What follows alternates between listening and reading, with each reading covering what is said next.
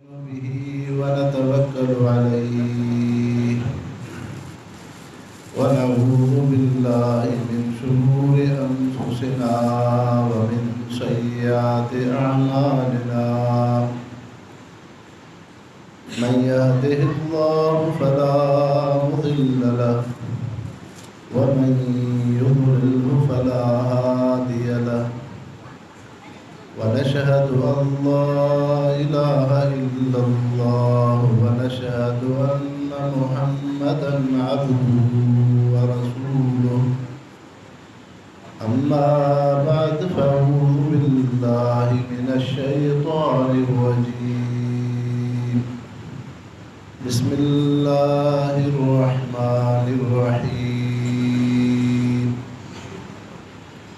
يا أيها الذين آمنوا كتب عليكم الصيام كما كتب على الذين من قبلكم لعلكم تتقون. قال النبي صلى الله عليه وسلم من صام رمضان إيمانا واحتسابا غفر له ما تقدم من ذنبه ومن قام رمضان إيمانا واحتسابا غفر له ما تقدم من ذنبه. सब साथी दिल के मोहब्बत से शरीफ अल्लाहुम्मा सल्लि अला सय्यिदिना मुहम्मदिन नबिय्यिल उम्मी वआलिहि वबारिक वसल्लिम अदद कुल्लि मालूम लक दाइमन अबदा. मुसलमान भाइयों, अल्लाह से इंसान की ज़िंदगी में बशर रखियो है. एक इंसान जो जिस्म ऐं वजूद है, ॿियो रूह ऐं साह है. जिस्म की ग़िज़ा भी मुख़्तलिफ़ है, रूह की ग़िज़ा ऐं ख़ुराक भी मुख़्तलिफ़ है. जिस्म हिकिड़ो फ़ानी शइ आहे. जॾहिं इंसान दुनिया खां आलम बरज़ख़ ऐं क़ब्र में वेंदो आहे त उते असुल रूह आहे. जिस्म उन जे मातहत हूंदो आहे. पोइ रब जी मर्ज़ी आहे त अल्लाह रब्बुल इज़्ज़त जिस्म खे सही सालिम रखे या न रखे. जिस्म जी ग़िज़ा ख़ुराक, जीअं जिस्म जी तख़लीक़ मिटीअ मां थी, उन जी ख़ुराक बि अल्लाह से मिटीअ मां बणाई आहे. माक़ूलात, मशरूबात, मनफ़ूआत पूरी दुनिया ते तव्हां नज़र कंदव. जेके इंसान कस्ब मुआश करनि था, मुलाज़मत करनि था, नौकरी करनि था, तिजारत करनि था, शहरनि में रौनकूं आहिनि, हर इंसान खे इन शइ जो फ़िक्र आहे त मुंहिंजे जिस्म खे ग़िज़ा ख़ुराक मिले.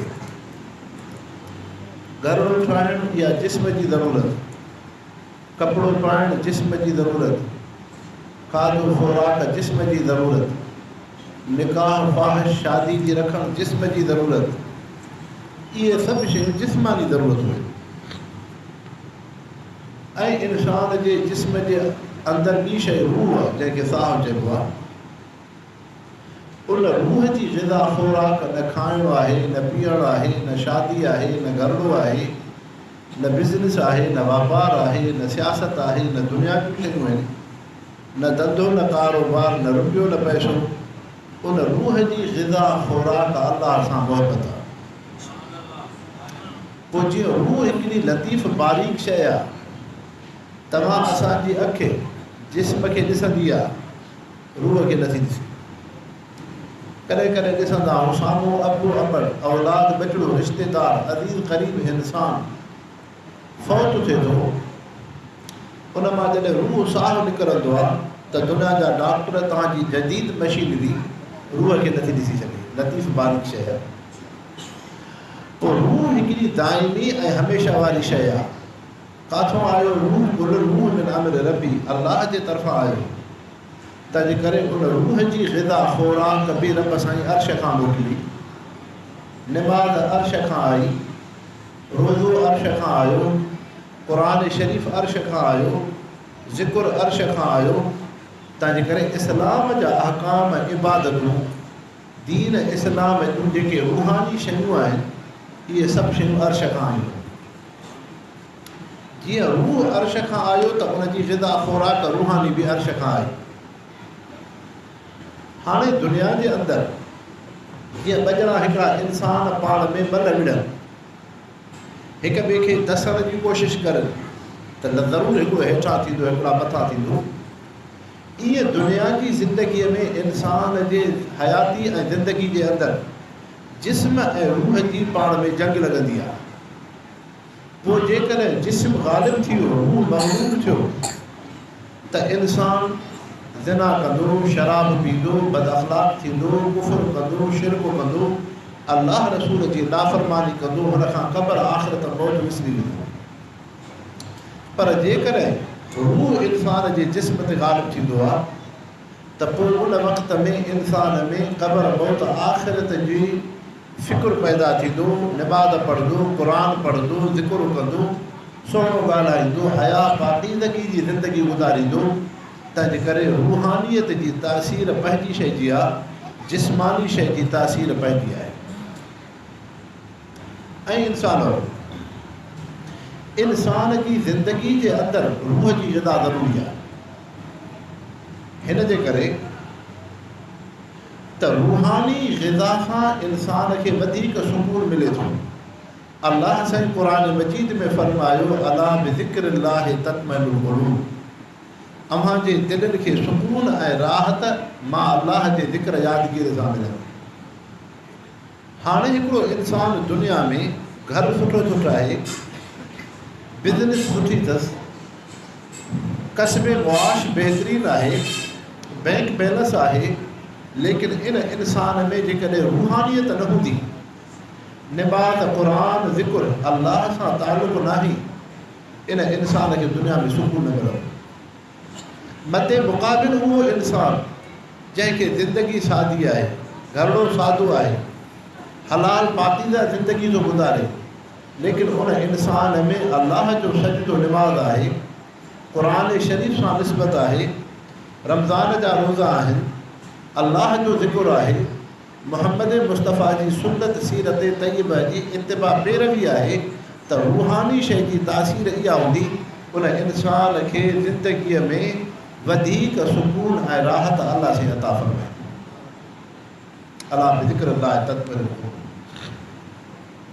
हिकमत जे अंदरि हकीम ऐं तबीब मरीज़ खे ॿ शयूं मुहैया कंदो आहे।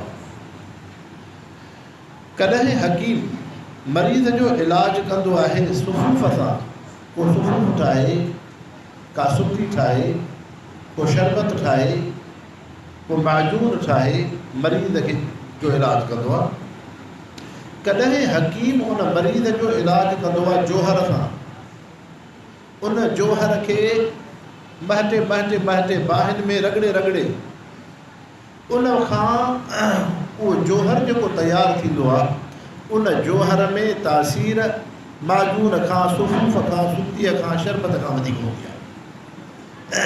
अहिड़े तरीक़े सां हिकिड़ो हकीम साहबु आहे, को मशरूब थो तयारु करे, शरबत थो ठाहे, हाणे उन दवाउनि खे जोश ॾेई करे चाश पचाए, इन शरबत में बि तासीर आहे, लेकिन उन हकीम बजाए शरबत जे मरीज़ खे उनजो अर्क़ु ॾिनो त अर्क़ु बारीक ऐं लतीफ़ शइ आहे, उन जी तासीर उन जी शरबत खां वधीक आहे। अर्क़ु ठहंदो आहे उन दवाउनि जे जेको दूहो उथंदो आहे, बाफ़ जेका थींदी आहे, बाफ़ मां हिकु ख़ुदि उहा दवा खे जोश ॾेई ॾेई उनखे उन जी जेको आहे उन मां रुब ऐं शरबत ठातो वञे, इन जो बि असरु आहे। पर इन दवा में गिल हिकमत करे ऐं करनफिल रखी करे उन जी बाफ़ मां जेको अर्क़ु ठहंदो, वञी दुनिया जे इब्न सीना जहिड़े हकीमनि खां पुछो वञी, दुनिया जे हकीमनि तबीबनि खां, त अर्क़ में तासीर उन शरबत जोहर खां वधीक आहे।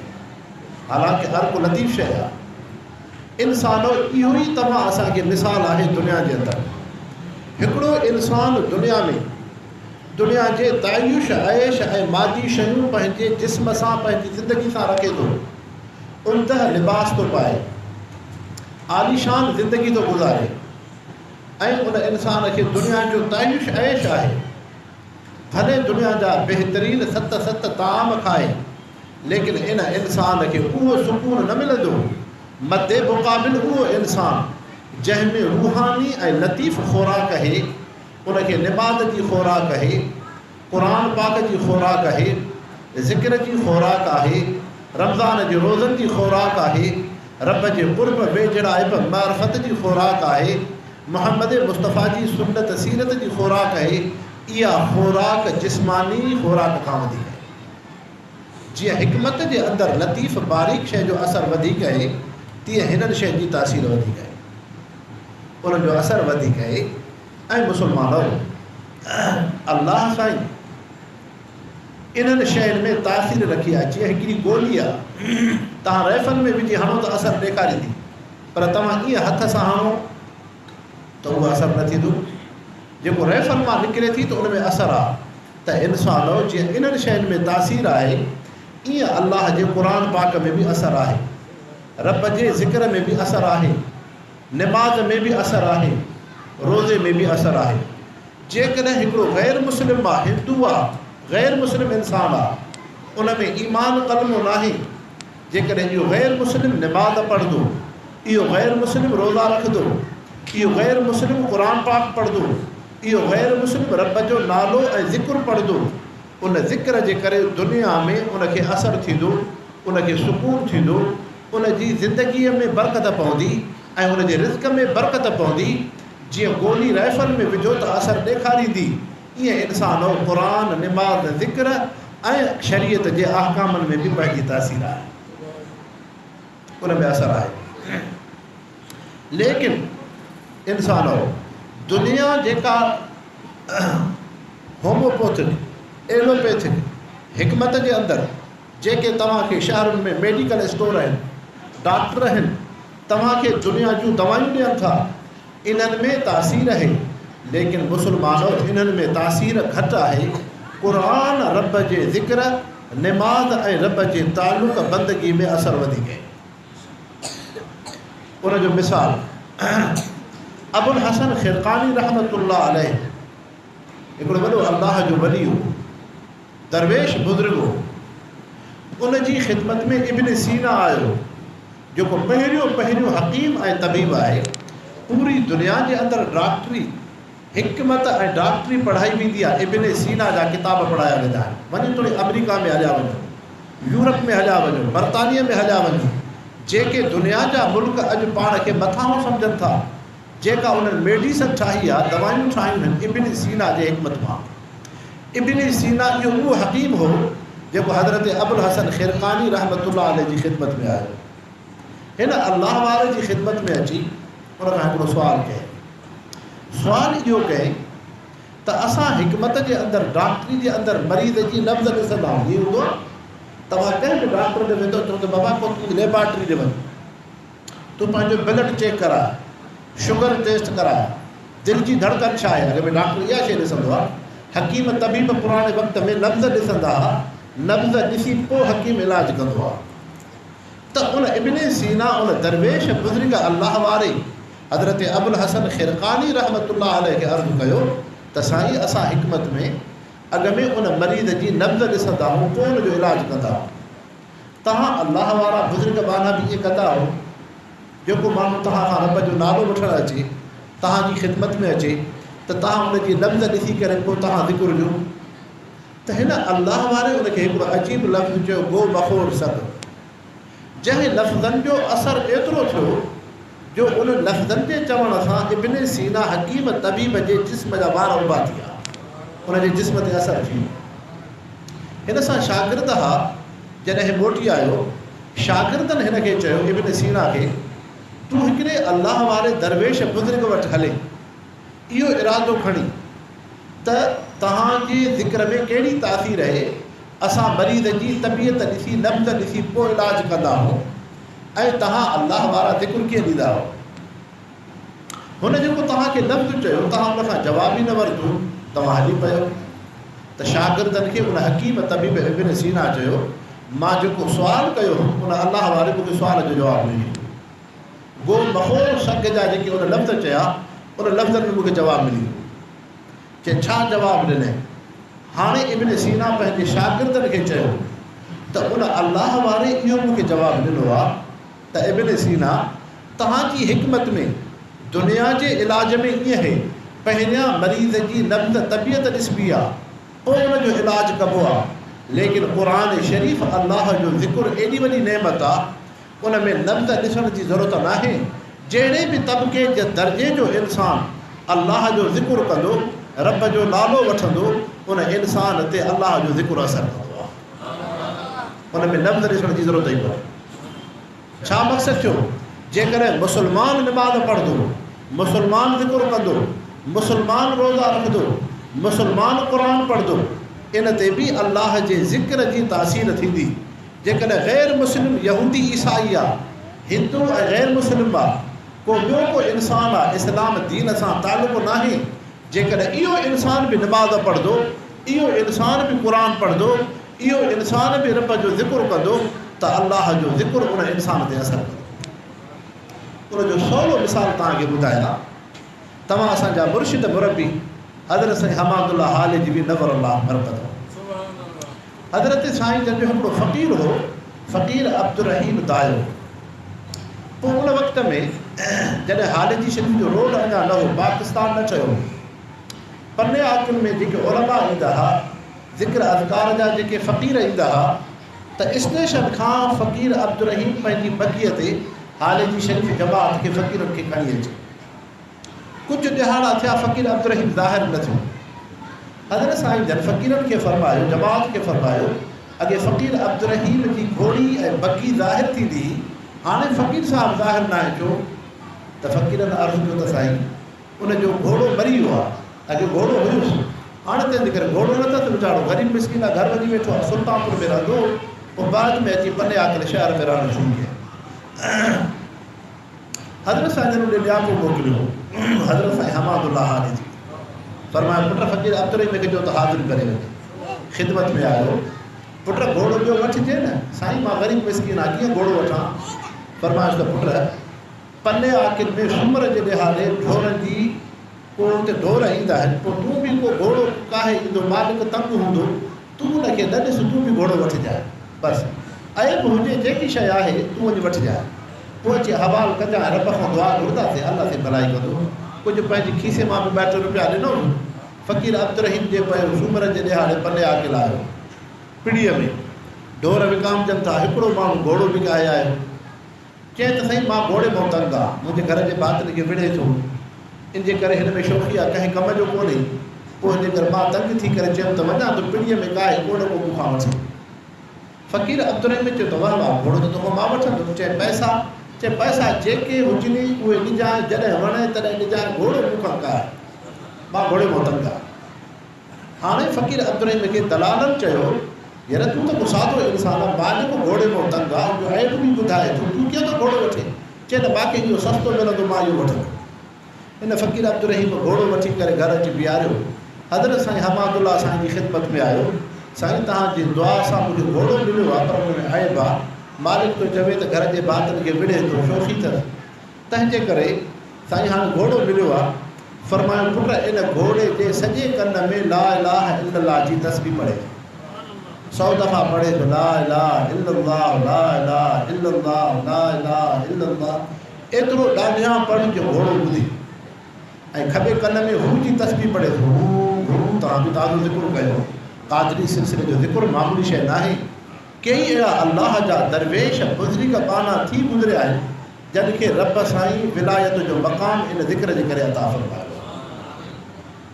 त उन फ़क़ीर साहिब वञी ज़िक्र शुरू कयो। ज़िक्र जो उन घोड़े ते, जानदार शइ ते एतिरो असरु थियो जो घोड़े में जेको विढ़ण जी आदत हुई, जेका चक पाइण जी आदत हुई, जेका शौक़ी हुई, सभु शरारतूं ख़तमु थी वियूं। हाणे नंढड़ा ॿारड़ा फ़क़ीर अब्दुल रहीम जा घर जा भाती मासूम ॿारड़ा रसीअ खां वठी घोड़े खे घुमाइनि फिराइनि त घोड़ो कंहिं सां विढ़े न। मुस्लमान भाइरो, पोइ जे अलाह जो ज़िक्र हिकिड़े जानवर घोड़े ते असर करे थो, तूं मां त इंसान हूं, तो मां इंसान ते रब जो ज़िक्र छो न असर करे। अल्लाह जो ज़िक्र मामूली शइ न आहे। मुस्लमानो, अल्लाह जो ज़िक्र वॾे में वॾी नेमत आहे। रब सां ताल्लुक़ वॾे में वॾी नेमत आहे। तंहिंजे करे मुस्लमानो, दुनिया जे तायुश आयश खां वधीक, लज़तुल खां वधीक रब जो सजदो निमाज़ वॾे में वॾी नेमत आहे। रमज़ान जा रोज़ा वॾी नेमत आहे। क़ुरान पाक जी तिलावत निस्बत वॾी नेमत आहे। अल्लाह जो ज़िक्र वॾे में वॾी नेमत आहे। तंहिंजे करे इंसानो, दुनिया जे शयुनि में तासीर घटि आहे। रूहानियत जूं जेके इबादात जूं शयूं आहिनि, उन्हनि में तासीर दुनिया जे लज़तुल खां वधीक आहे। ऐं मुस्लमानो, अल्लाह साईं जेके इस्लाम जूं इबादतूं रखियूं आहिनि, हर इबादत में रब साईं क़ुर्ब ऐं वेझिड़ाइप रखी आहे। निमाज़ जो मक़ाम छा आहे? ताबुद अल्लाह कानक तराह। अल्लाह जी इबादत कर ॼण तूं रब खे ॾिसे थो। यानी इहो इंसानु निमाज़ी पंहिंजी पेशानी रब जे क़दमनि ऐं पेरनि में रखे थो। निमाज़ जो इहो मक़ाम थियो। क़ुरान शरीफ़ जो छा मक़ाम आहे? तबर्रक बिल क़ुरान फ़इन्नहु कलामुल्लाह व ख़रज मिन्हु। क़ुरान सां तबर्रुक हासिल कर। अल्लाह जो कलाम आहे, रब जी ज़ात खां आयल आहे। जेको इंसानु क़ुरान शरीफ़ थो पढ़े, जेको क़ुरान पाक सां जंहिंजी निस्बत आहे, उलमाए फ़ुक़हाए बुज़ुर्गान दीन अहलुल्लाह था फ़रमाइनि, इहो इंसानु ॼण रब जे कचहरी मजलिस में वेठो। क़ुरान शरीफ़ एॾी वॾी नेमत आहे। अल्लाह जो ज़िक्र एॾी वॾी नेमत आहे जो रब साईं क़ुरान शरीफ़ में फ़रमायो, फ़ज़्कुरूनी अज़्कुरकुम। तव्हां मूंखे यादि कयो त मां रब तव्हांखे यादि कयो। अल्लाह जो ज़िक्र वॾी नेमत आहे। हर इबादत जो पंहिंजो मक़ाम आहे। उन सां तव्हांखे रब जो क़ुर्ब वेझिड़ाइप मिले थी। लेकिन मुस्लमानो, रोज़ो सभ खां वॾे में वॾी इबादत आहे। रोज़ो एॾी जामे इबादत आहे जो पैगम्बर करीम सल्लल्लाहु अलैहि वसल्लम फ़रमायो, रब तो फ़रमाए, असौमु ली अना अजज़ी बिह। रोज़ो मुंहिंजे लाइ आहे, रोज़े जो बदिलो मां ख़ुदि रब आहियां।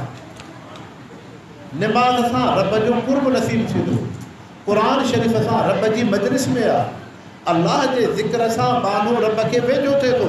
लेकिन रोज़ो एॾी वॾी इबादत आहे जो रब तो फ़रमाए, असौमु ली अना अजज़ी बिह। रोज़ो मुंहिंजे लाइ आहे, रोज़े जो बदिलो मां रब ख़ुदि आहियां। रोज़े जो बदिलो रब आहे। रोज़े में इंसान खे रब थो मिले। पैगम्बर करीम सल्लल्लाहु अलैहि वसल्लम फ़रमायो, तख़ल्लक़ू बि अख़लाक़िल्लाह। जेके तव्हांजे रब में ख़ूबियूं ख़सलतूं आहिनि, तव्हां पंहिंजे अंदरि उहे नेक आदतूं आहिनि। अल्लाह जी ज़ात में रहम आहे, इंसान बि रहम सिखे। रब मख़लूक़ खे ॾिए थो। इंसान बि क़ुरान पाक जी इब्तिदा में सूरत बक़रह में रब से फ़रमायो, युक़ीमून सलात व मिम्मा रज़क़नाहुम युनफ़िक़ून। अल्लाह जेका शइ उन्हनि खे ॾिनी आहे, उन्हनि मां ख़र्च था करनि। ॿिए खे ॾियणु इहा वॾी शइ आहे। एतिरे क़दुरु मुहद्दिसीन उलमा इकराम क़ुरान पाक जी इन आयत में फ़रमाइनि था, ज़रूरी नाहे त रुपयो पैसो ॾिजे। हिकिड़ो इंसानु ग़रीब मिस्कीन आहे, हिकिड़ो इंसानु आलिम दीन आहे। रब साईं हुन जे सीने में क़ुरान जी दौलत रखी आहे, इल्म जी दौलत रखी आहे। इहो इल्मु वाज़ो नसीहत करे थो। क़ुरान हदीस उम्मत खे ॿुधाए थो। इहो बि मिम्मा रज़क़नाहुम युनफ़िक़ून जो मिसदाक़ आहे। हिकिड़ो ग़रीब मिस्कीन इंसानु आहे, पंहिंजे रिज़्क़ मां जेका शइ मिलेसि थी ॾिए थो। कंहिंखे पाणी जो ढुक थो पीआरे, कंहिं इंसान खे रस्तो ॾसे थो, कंहिं बीमार जी जेको आहे तीमारदारी करे थो, कंहिं इंसान सां हमदर्दी करे थो। फ़ुक़हा था फ़रमाइनि, मिम्मा रज़क़नाहुम युनफ़िक़ून जो मिसदाक़ आहे। इहो बि क़ुरान पाक जी इन आयत जो मिसदाक़ आहे त इंसानो, हुज़ूर पाक सल्लल्लाहु अलैहि वसल्लम फ़रमायो, जेके रब में ख़ूबियूं आहिनि, पंहिंजे अंदरि उहे नेक आदतूं आणिनि। तंहिंजे करे रोज़े में इंसान में रब जूं ख़ूबियूं अचनि थियूं। जीअं रब खाइण खां पाक, रोज़ेदार बि खाइण खां पाक। रब पाणी जे पीअण खां पाक, रोज़ेदार बि उञ खां पाक। जीअं रब ख़्वाहिश खां पाक आहे, रोज़ेदार बि ख़्वाहिश खां पाक आहे। जीअं रब में जेके सिफ़तूं आहिनि, रोज़ेदार इंसान में उहे ख़ूबियूं सिफ़तूं अचनि थियूं। इन जे करे रोज़ो एॾी जामे इबादत आहे जो रोज़े जे करे उन मोमिन बाने खे रब थो मिले। मन कान लिल्लाह कान अल्लाहु लहू। जंहिंजो रब तंहिंजो सभु। सुल्तान महमूद गज़नवी रहमतुल्लाह अलैह बादशाह हो, लेकिन अजीब बादशाह हो, अजीब बादशाह, दीनदार बादशाह। मुसलमानों, इंसान दुनिया जे कहिड़े बि मनसब में हुजे, भले हिकिड़ो सियासतदान बणिजी वञे, भले मुल्क जे दुनिया जे वॾनि वॾनि उहिदनि मनसबनि ते अचे, भले हिकिड़ो सरदार नवाब बणिजी वञे, भले हिकिड़ो ताजिर वापारी बणिजी वञे, भले उनखे केॾी दुनिया जी इज़त बैंक बैलेंस हुजे, पर उन इंसान जी कामयाब दुनिया आख़िरत तॾहिं आहे जॾहिं उलमा अहलुल्लाह सुलह सां निस्बत हुजे। निस्बत वॾी शइ आहे मुस्लमान। हे जेको सॼो तव्हां असांजो मुआशिरो कल्चर आहे बिगड़जी वियो आहे। दीन जी अहमियत हली वई, मदारिस जी अहमियत हली वई, क़ुरान जी अहमियत हली वई, हिकिड़ो मुआशिरो अलॻि अलॻि थी वियो। हिकिड़ा इंसान दीनदार आहिनि, हिकिड़ा बेदीन आहिनि, हिकिड़ा दीन जा मुहाफ़िज़ आहिनि, ॿिया दीन जा दुश्मन आहिनि। इहो कल्चर मुआशिरो जेको थी वियो आहे नहूसत, इहो उन जी नहूसत जो सबबु ई आहे जॾहिं इंसान खे दुनिया रुपयो पैसो इज़त मिले थी, पोइ हुनखे अहलुल्लाह बुज़ुर्गान दीन जे निस्बत ताल्लुक़ न आहे, जंहिंजो इहो फ़ुक़दान ऐं नुक़सानु आहे। मुजद्दिद अल्फ़सानी रहमतुल्लाह अलैह, उहो अकबर बादशाह जंहिं दीन जे हुलीअ खे बिगाड़ियो, लेकिन उन हीअ बादशाह जे मथां हज़रत मुजद्दिद अल्फ़सानी रहमतुल्लाह अलैह जी सोभ जो असरु थियो। उन सां जिहाद कयो, मुक़ाबिलो कयो। आख़िर में अकबर बादशाह खे कंहिं वज़ीर चयो, इन दरवेश खे पाण सां गॾु रखो। जॾहिं ही मुजद्दिद अल्फ़सानी इबादत रियाज़त हे अल्लाह जो ज़िक्र करे, उन इबादत जो असरु उन मुजद्दिद अल्फ़सानी जो अकबर बादशाह ते थियो। अकबर बादशाह दहरियत जे फितने खां निकिरी करे कलमो पढ़ी मुस्लमान थी वियो। त मुस्लमानो, सोबत जो वॾो असरु आहे। त ख़ैर, सुल्तान महमूद ग़ज़नवी इन जो हिकिड़ो ग़ुलाम हो, बाल हो आयाद। पोइ हे बादशाह छा करे, वज़ीर बि वेठा हुजनिसि, उन रंग जे सामने बाने खे वेझो वेहारे।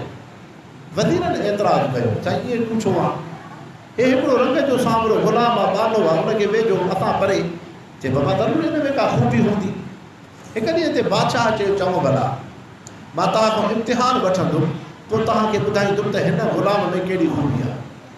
अचानक बादशाह चयो, सुल्तान महमूद ग़ज़नवी, जंहिंखे जेका शइ वठणी आहे सो वठे। बाबा अॼु मां सखी चयो आहे, जंहिंखे जेका शइ वठणी आहे वठे। कंहिं नौकिरी वरिती, कंहिं विदारत वरिती, कंहिं का शइ वरिती, कंहिं सोन खयो, कंहिं चांदी खयो, कंहिं रुपयो खयो, कंहिं दिरहम खयो, कंहिं दीनार खयो, अयाद कुझु बि न खयो। बादशाह चयो, तूं बि खण। चइसि हे जेके हिननि खे जेका शइ खणी आहे तूं खण। त हाणे बादशाह चइसि तूं खण। चइसि मां खणा। वज़ीरनि खे चए तव्हां एतिराज़ त न कंदव। चए न। हे जो उथियो, उथी करे बादशाह ते हथु रखे, सुल्तान महमूद ग़ज़नवी ते हथु रखे।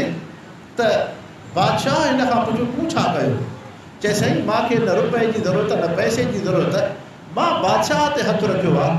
जे बादशाह मिलियो त सोन बि मिलियो, विदारतूं बि मिलियूं, दुनिया बि मिलियूं, इज़तूं बि मिलियूं। जे बादशाह न मिलियो, सोन रुपयो पैसो त मिलियो, पर बादशाह त न मिलंदो। तंहिंजे करे मां पंहिंजा हथ बादशाह ते रखिया आहिनि।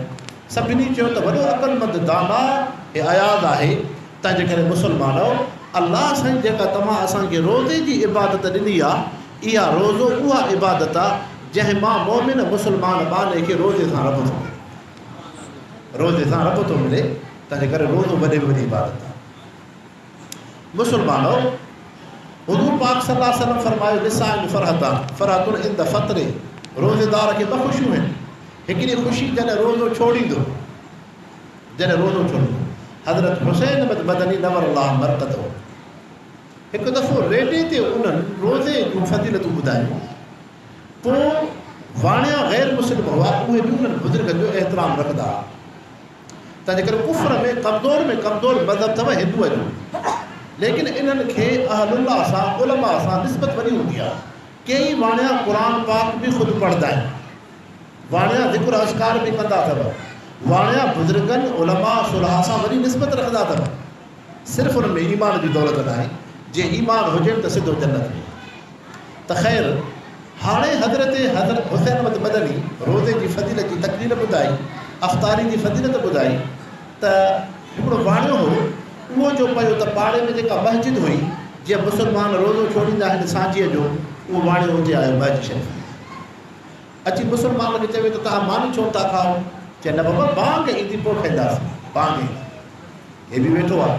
जॾहिं उन्हनि मुस्लमाननि सां गॾु रोज़े छोड़ण वारी मानी खाधई, वाणी हिंदू, त हुनखे खाधे में अहिड़ी लज़त आई जो उन वाणी उन रोज़े जी अफ़्तारी जे करे रमज़ान में रोज़ा रखी।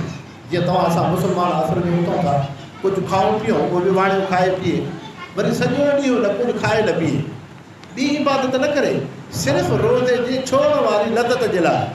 वरी जंहिं महिल सांची थिए, जीअं मुस्लमान पंहिंजे घर को मानी हर हिकिड़ो खणी ईंदो आहे ॿाहिरि शरीफ़ में, रोज़ गॾु छोड़ींदा आहियूं, हे वाणियो बि अचे घर खां मानी खणी अची मुस्लमान सां गॾु वेहे, पोइ हुते अची रोज़ो जो छोड़े त हज़रत हुसैन मदनी रहमतुल्लाह अलैहि खे उन हिंदूअ वाणे चयो, साईं आलिम दीन, तूं जेका रोज़े जी फज़ीलत ॿुधाई, तव्हांजे नबीअ जो जेको फ़रमान आहे, लिस्साइम फ़रहतुन इंद फ़त्रिही, रोज़ेदार खे ख़ुशी आहे जॾहिं रोज़ो थो छोड़े, उन खाधे में जेका लज़त आहे दुनिया जे खाधनि में नाहे। मां अखियुनि सां मुशाहिदो कयो आहे, सॼो ॾींहुं खावां पीआं, उन खाधे में उहा लज़त कोन्हे जेका रोज़े छोड़ण वारे वक़्त में मानी में लज़त आहे।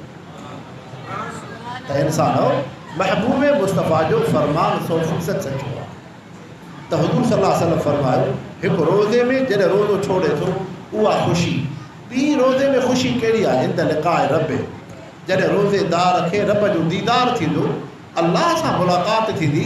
रब जे दीदार ऐं मुलाक़ात में लज़त दुनिया जे जन्नत जी, उन जन्नत जे नेमतुनि खां बि वधीक, जन्नत जे नेमतुनि खां बि वधीक हूंदी। तंहिंजे करे हज़रत इमाम ग़ज़ाली रहमतुल्लाह अलैहि था फरमाइनि, रोज़ा आहिनि ॿ, हिकिड़ो रोज़ो आहे आम इंसान जो, आम मुस्लमान, उन जे लाइ रोज़े में छा हुकुम आहे, न खाए न पीए न घरवारी ॾे वञे, इहो आम इंसान जो रोज़ो आहे। ॿियो आहे रब जे प्यारनि ॿारनि जो रोज़ो, उन्हनि जो रोज़ो छा आहे त जीअं बज़ाहिर खाइण पीअण खां परे आहिनि, तीअं उन्हनि जा उज़वा बि लग़वियात अजाए शयुनि खां ग़फ़लत खां परे हुजनि। रोज़े में अखि जी बि हिफ़ाज़त हुजे, रोज़े में ज़ुबान गिला ग़ीबत खां महफ़ूज़ हुजे, रोज़े में इंसान जा कन गिला ग़ीबत पुछड़े आवाज़ खां महफ़ूज़ हुजनि, रोज़े में दुकानदार दुकान ते वेही कूड़ न ॻाल्हाए, कूड़ न ॻाल्हाए, रोज़े में ताजिर वापारी भले वापार करे कोशिशि करे त मां कूड़ न ॻाल्हायां, जे रोज़े में उन खां अहिड़ो अमल थियो त उनखे रोज़े जी लज़त न मिलंदी। रोज़े में इंसान हथनि सां अहिड़ो खाधो गॾु न करे जेको हराम रिश्वत जो, को ऑफिसर आहे त रमज़ान में रोज़ो रखे थो, मुस्लमान आहे त पोइ रिश्वत न खाए, हराम खां पाण खे बचाए। को मुस्लमान आहे रमज़ान में रोज़ो थो रखे, रमज़ान जो भलारो महीनो आहे, इन जा पेर गुनाह खां, बुराई खां, होटल खां, ग़फ़लत खां महफ़ूज़ हुजनि। तव्हां असांजे शहरनि में कहिड़ी नहूसत थींदी आहे, नौजवाननि खे स्कूल खां मोकल हूंदी आहे, बाज़ारियूं सुबुह जो देरि सां खोलंदियूं, अक्सर करे असांजो नौजवान आम इंसान रमज़ान जे मुक़दस भलारे रातुनि में होटल ते वेठा हूंदा, गपशप कंदा, अजाई राति विञाईंदा, इंसानो न। अम्मा आयशा रज़ियल्लाहु अन्हा थी फरमाए, कान रसूलुल्लाह सल्लल्लाहु अलैहि वसल्लम इज़ा दख़ल रमज़ान शद्द मेदरहु, रमज़ान जो चंड बीहंदो हो, हुज़ूर सल्लल्लाहु अलैहि वसल्लम गोल गुंजंदा हुआ, माना इबादत वधीक कंदा हुआ।